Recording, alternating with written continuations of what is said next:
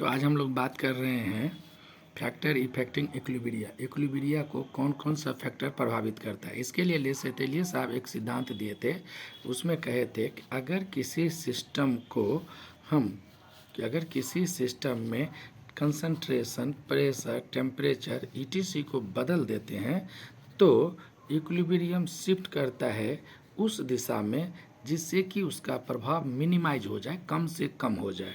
इसको हिंदी में हमने किया है, यदि कोई उत्क्रमणीय अभिक्रिया साम्यावस्था में हो और साम्य को निर्धारित करने वाले एक या अधिक कारक हैं जैसे सांद्रण, ताप और दाब, अगर उसको बदल दिया जाता है तब साम्य ऐसी दिशा की ओर अग्रसर होता है जिधर परिवर्तन से उत्पन्न प्रभाव को कम कर दिया जाए या नष्ट कर दिया जाए।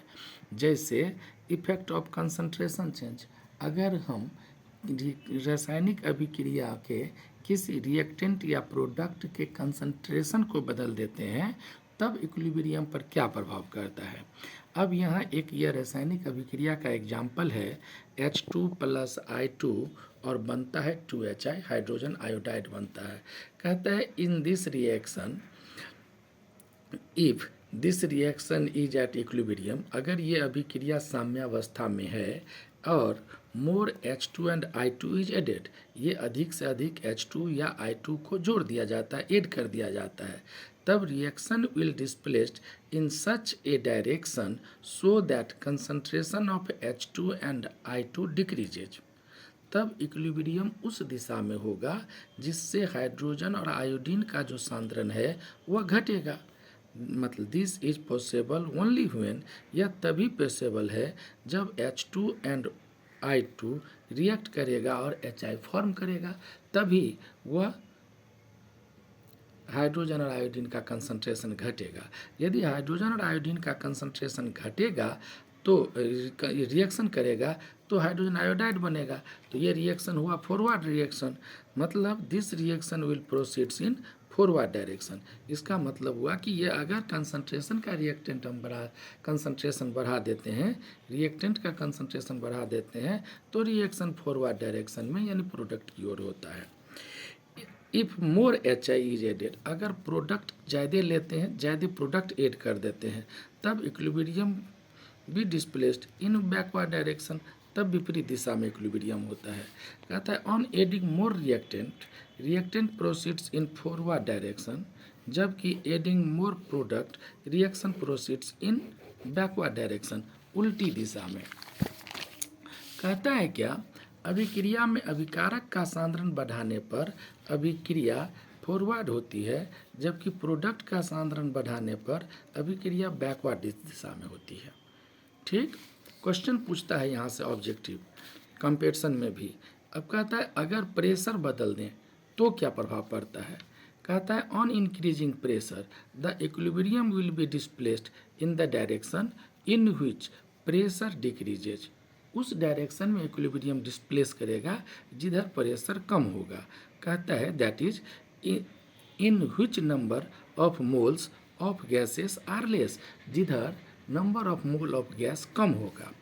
कहता है if pressure on system is decrease, अगर सिस्टम का प्रेशर को घटा देंगे, the equilibrium is displaced in direction in which pressure increased, तो उस दिशा में होगा जिस दिशा में प्रेशर इंक्रीज करेगा।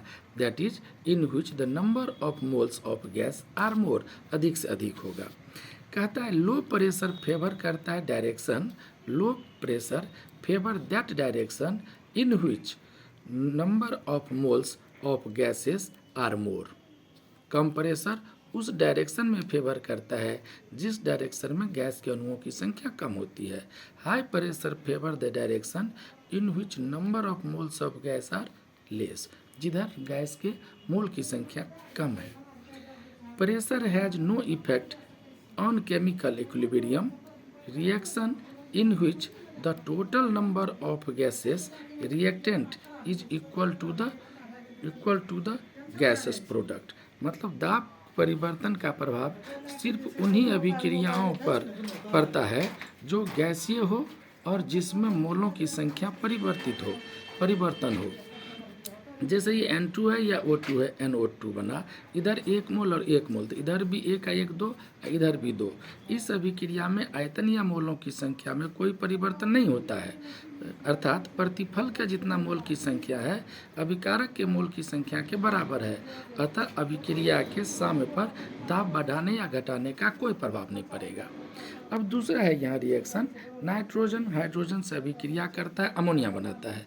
1 मोल नाइट्रोजन है, 3 मोल हाइड्रोजन है, तो अभिकारक में 1 का 3 4 मोल हो गया, उत्पाद में 2 मोल हुआ, तो अभिकारक की ओर मोल की संख्या ज्यादा है, तो अभिकारक का मोल हुआ 4 और प्रतिफल का मोल हुआ 2। इस अभिक्रिया को अग्रिम दिशा में होने पर मोलों की संख्या में कमी हो रही है, अतः अभिक्रिया का साम्य उस दिशा की ओर खिसक जाएगा जिधर मोलों की संख्या घटती है। अतः दाब बढ़ाने से अभिक्रिया अग्रिम होने लगेगी। ठीक। अब यहाँ इफेक्ट ऑफ टेम्परेचर, ताप का क्या प्रभाव पड़ता है? ताप का प्रभाव उस अभिक्रिया पर पड़ता है जो एक्सोथर्मिक या इंडोथर्मिक होता है। Effect of temperature occurs in those reaction on which are exothermic और इंडोथर्मिक। जैसे N2 और H2 नाइट्रोजन और हाइड्रोजन अभिक्रिया क्या अमोनिया बना, ये इधर इतना ये प्रोड्यूस्ड होता है, मतलब फॉरवर्ड रिएक्शन इज एक्सोथर्मिक है, इसमें एनर्जी रिलीज होता है। Whereas backward reaction is endothermic on increasing, ये तो फॉरवर्ड रिएक्शन है तो एक्सोथर्मिक, तो स्वाभाविक है कि इसका उल्टा करेंगे तो बैकवर्ड रिएक्शन होगा। On increasing the temperature equilibrium will shift to side which absorb heat, जिधर हीट का एब्जॉर्प्शन होगा, in that is in backward direction, backward direction में हीट का एब्जॉर्प्शन होता है।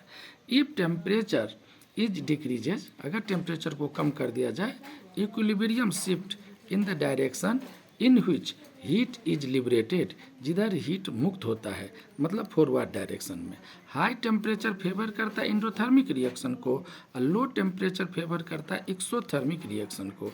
अब ये रिएक्शन है नाइट्रोजन ऑक्सीजन के साथ अभिक्रिया कर NO बनाता है।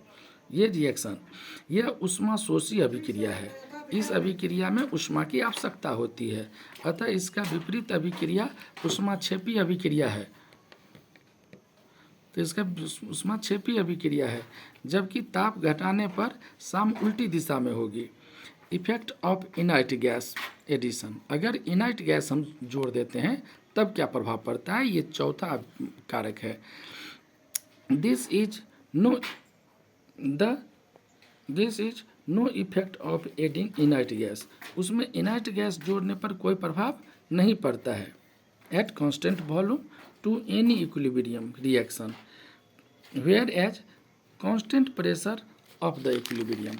अब यहाँ पर देखेंगे equilibrium shift toward that direction where which contains more number of mole of gas। अब PCl5 है, PCl3 और Cl2 बना, इधर 1 मोल है, इधर टूटने पर 1 का 1 2 मोल बन गया, ये 2 मोल हो गया।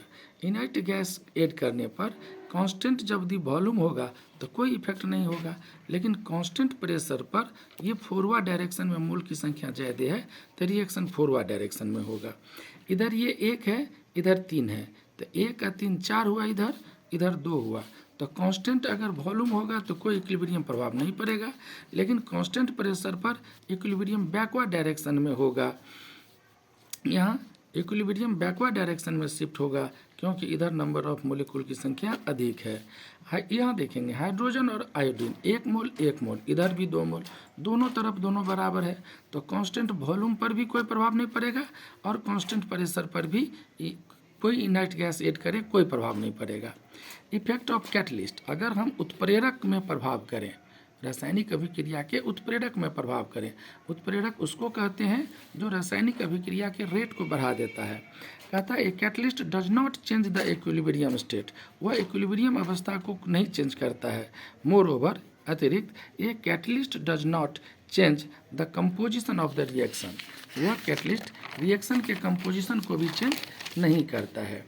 The reaction mixture of equilibrium in the presence of catalyst, equilibrium is attained quickly but the volume of equilibrium constant remain constant, मतलब कैटलिस्ट क्या करता है, सिर्फ तेज़ी से अभिक्रिया कर देता है, इसीलिए कैटलिस्ट के बदलने से कोई प्रभाव रासायनिक अभिक्रिया के साइड पर नहीं होता है।